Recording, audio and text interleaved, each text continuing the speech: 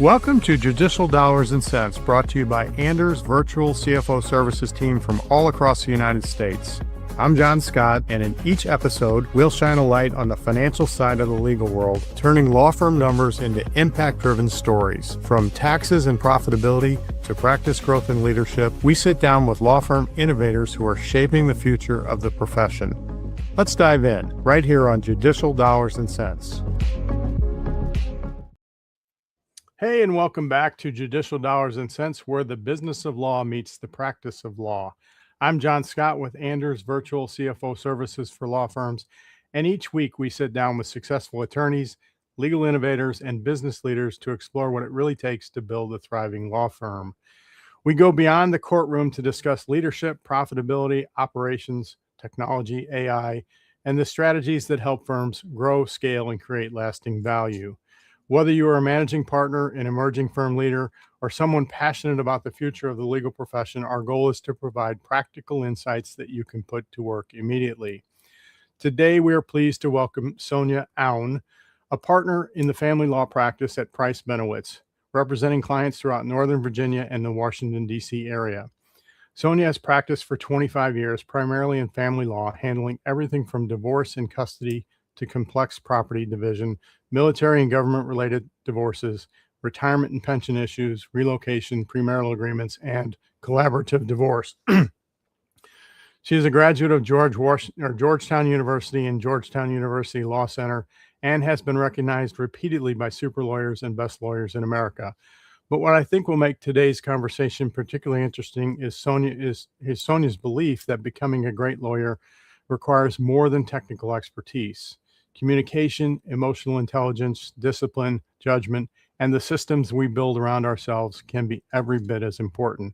Sonja, welcome to Judicial Dollars and Cents. Thank you. I'm so pleased to be here. Hey, I really like to start with people's origin story, and I notice you have a Spanish degree from Georgetown. Can you tell me what was your path to law school with a Spanish degree? It was not really a plan. So I went to Georgetown thinking what I would do is become an interpreter. I thought I would have this career at the UN and it would be really interesting. And then in short order, I thought, I actually don't want to repeat what people say all day long. Let me do something a little bit different. So when I finished law school, I was working for the university and decided to take advantage of their tuition benefits program and applied to law school because it seemed like the field in which you could do just about anything you wanted to. You'd still be helping people, but it was really wide open. You know, I'm smiling a little bit because that's my daughter's path as well. She never intended to go to law school. She has a psychology and Spanish degree. She ended up going to Spain to teach English for 18 months and came back and went to law school. So yeah. I've never met another person that had that similar path of not intending to go, but it worked out. It did. So, and, learning another language, I think, does actually prepare you really well for learning how to read the law and do things like that. So it translated pretty well, but it wasn't a path, just like you said for your daughter. So what drew you to family law? Is that where you started practicing, or did you evolve into that? I started in a small firm that did a variety of practice areas, but I pretty much was assigned to work with the family law attorney right away. So that's always been the majority of my practice. And then after about 18 months or so, I just pretty much discarded everything else. I did a little bit of estate planning here and there because so many of my clients, getting a divorce, you need to change your wills and things like that. But I like talking to people. I like helping them figure out how to solve their problems. And I really like working with people who are trying to figure out what their next chapter should be. Well, and family law can be so acrimonious or adversarial and just mean and nasty. But how do you get it from that stage to being more collaborative so that people realize, hey, we don't have to tear each other apart? Yeah, I think really key is setting that expectation right away. When I first talk to people, I think it's pretty clear that I am not going to be a bulldog. Like the way I'm talking to you now is pretty much the way I talk to people that I'm meeting with and the people that when I'm in court. And that's what I tell my clients. Like, this is what you see right now is what you get. And you're going to be dealing with this person for a really long time if you have children. better to try to set the stage now for being able to go to their weddings and birthdays and anniversaries and things like that in the future. And frankly, judges don't want to see people fighting in court. It doesn't serve you. So if we're going to do your case and be successful, we need to start figuring out how to kind of regulate and present things in a calm fashion to start with. So that's a very high emotional intelligence. Is that just something you either have or don't have, or can you develop that in a young lawyer? Oh, I think it can be developed. I mean, certainly some personalities have that more than others. But what we do with some of the attorneys that we're training is, obviously that's kind of what we look for when we're bringing them on to join our team. But then we do cultivate it with coaching and training. I mean, I'll listen in on some of my some of my associate client meetings and phone calls and give feedback to her. So it can definitely be cultivated, but it certainly helps when you start with somebody who has that as their sort of baseline personality. When you're recruiting, do you just use your own thought process and see if you can see those traits, or have you ever considered maybe psychological testing recruits to see if they have what it takes to be in family law? Yeah, so we don't, and I've not done that, but I am aware that there are firms who are turning to that as something that helps them kind of discover that earlier on in the process. I think I am intuitive enough that I still prefer to rely on my own interactions with somebody to see if I feel like they have that rather than just relying on the tests. Well, I can't convince HR here to do this, but I wanted to test our superstars and test maybe the laggards, okay, and then look for the traits that really are successful at our firm, and then look for the traits that we should avoid. But I haven't prevailed on that argument yet. Yeah, it's an interesting concept. Yeah. So when you are dealing with property settlements, I mean, it gets very emotional. Walk me through a high net worth divorce, and do you employ experts to look at the assets, trace, the ownership of those assets? Walk me through that if, you have a $10 million family law division. Sure. So in a case like that, where we really are dealing with high asset and high net worth people, we are undoubtedly going to require experts because it's different than when you were in court in Virginia. A layperson could give testimony about what they think their home is worth, but that doesn't make sense when you're dealing with multi-million properties. It certainly doesn't make sense if you're dealing with businesses or maybe stock splits and things like that. So what we'll do is, pretty early on in the process, we'll have our clients just do sort of like a baseline questionnaire, and we'll figure out what it is in terms of assets and debts that we are dealing with. But then we're also looking at what are the issues that we need to prove. And what do we need to hire for? So do I need a forensic accountant, or do I need to get somebody to value the business? And then we'll bring in the right experts and talk to our clients about who they really need to hire, get their authority to do so, and get that started. And I think key with any of these practices is the sooner you do that, the better, even when you're not in litigation. I noticed on your firm's website that you do personal injury, criminal defense, family law, estate, and the estate and family law really, I get that it goes together. How many times does it happen where I guess it does happen a fair amount where people need to retitle their pensions, they need to update their wills and trusts, but in that law firm environment where you have these other departments, how does it work that you collaborate between the divisions? The firm? Sure. So I mean, even though we're getting bigger, we're still small enough that it still feels very collegial, but so we've met each other. We see each other at different times during the year at some of the firm functions, but we're on Slack and messaging. And so we just know that we are available to each other as resources principally, right? So if there's somebody in the criminal law group is like, hey, I've got a protective order matter coming up, can I get together with you to make sure we don't do anything weird with the custody provisions inside of that protective order that might cause a problem for you later? So we just reach out and collaborate early on. And if I know I need to hire somebody to look at some of the estate planning, again, that's a conversation that we have right away, or almost right away, because the last thing you want to do is negotiate everything and then find out that, oh, maybe we should have actually put everything into a trust. And what does that do? It strikes me that even with your calm demeanor and approach to family law, that burnout could be a real issue in what you do. So how do you create a long-term success plan for you and the attorneys working with you regarding the fact that family law is so emotionally exhausting? Yeah. So one of the things that I think many of us have learned the hard way is there's only so many high conflict cases that you can really take on at any given time. And it's low. I mean, I would say one, maybe three maximum per year should be true high conflict cases. That helps a lot when you're keeping that under control. We make sure that we emphasize, that we have a billable hours requirement, but it's very reasonable. And talk about hitting targets earlier on and kind of working around, you're not working around, but planning to make sure that you're taking time off, right? There's no expectation that you should be working all night long and all on the weekends. And I had a conversation with my associate before I took a trip this summer, and I was explaining to her that I'd still be checking in. And I said, but just know that that doesn't mean there's an expectation that you are checking in when you go on vacation. My role is very different than your role, right? So it's really intentionally planning how you're going to spend your time, but also how you're going to spend your energy when you are at the firm. You hope they do check their emails, but you can't require them to. No. I mean, it's hard to unplug completely. You're responsible for somebody else's case, and it's just hard to let that go. But you're right. So AI is all the rage right now, and firms are finally embracing it. Our firm is doing it as well. How are you using AI in your practice, if you are? And I'll get to the second part about how do we train attorneys when we don't have those same at bats. But how are you using AI in family law?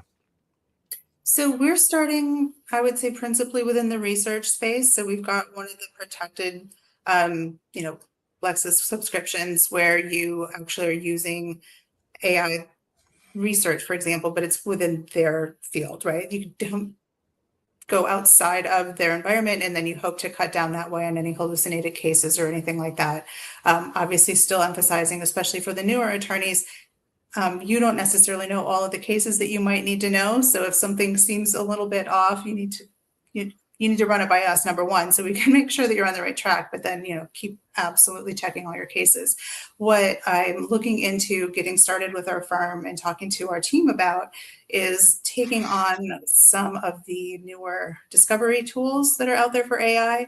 I think we're still kind of starting to look at how to vet those for really protecting the client data. I mean, obviously, when you're doing discovery, if you're going to be uploading something into a third-party system and it's got your client's bank account numbers, that could be really problematic. So trying to figure out how that would really cut down on the amount of effort that the clients have to expend and the amount of time that the paralegals and the associates and the legal staff are spending, but haven't yet quite found the tool that we feel is completely secure for our clients to use. I'll tell you, one of the things that we're wrestling with right now is AI is going to automate a lot of the mundane routine things that really don't need a lot of thought. Okay.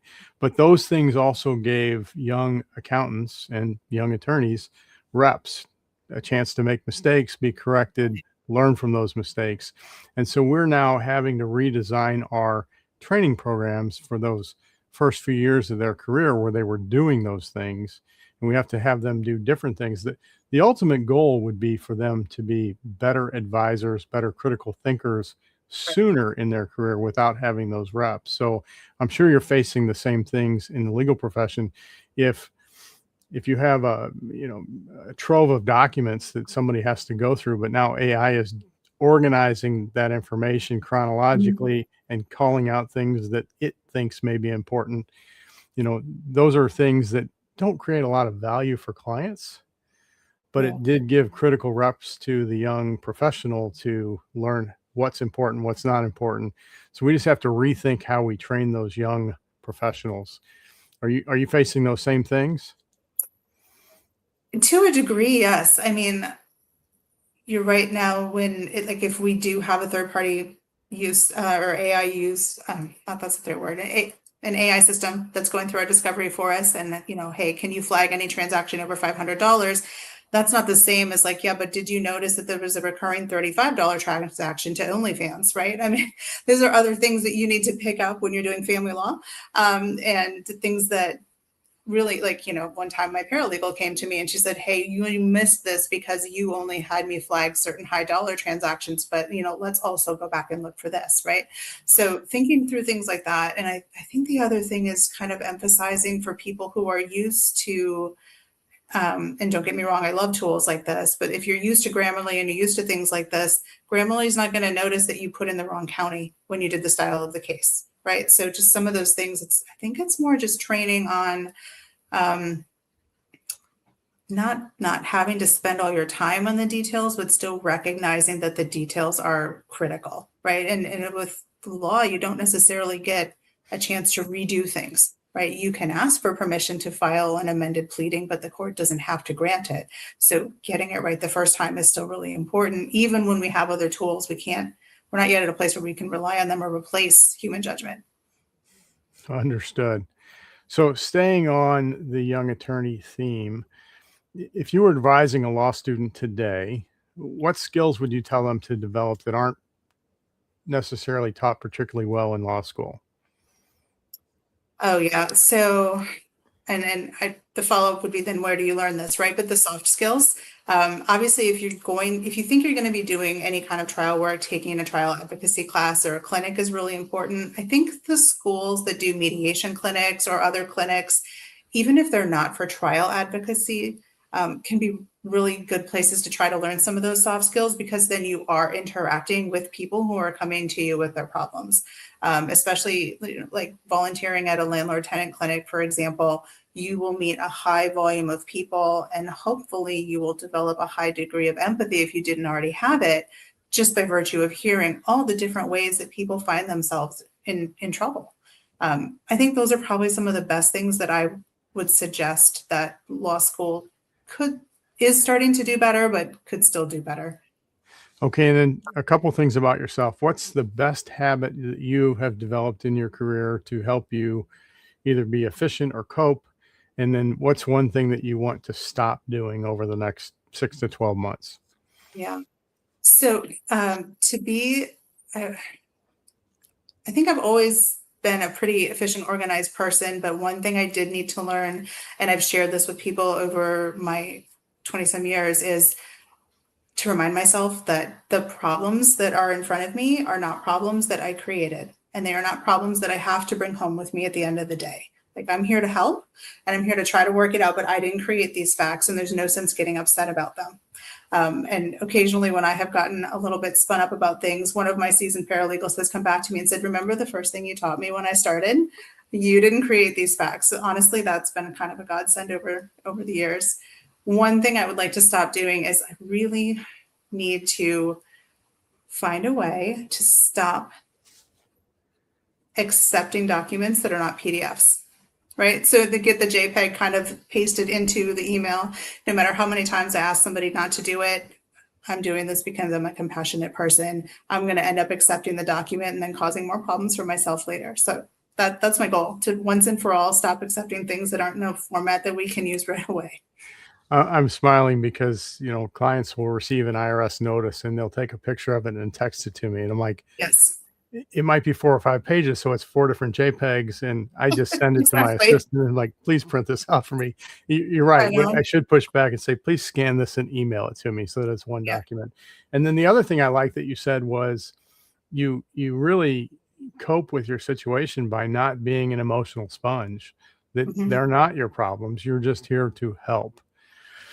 That's fantastic. So let's switch gears a little bit. The fact that your firm has many different divisions, without telling me your exact comp system, how are partners rewarded in your firm? Is it based on one for all for one, or is it your production?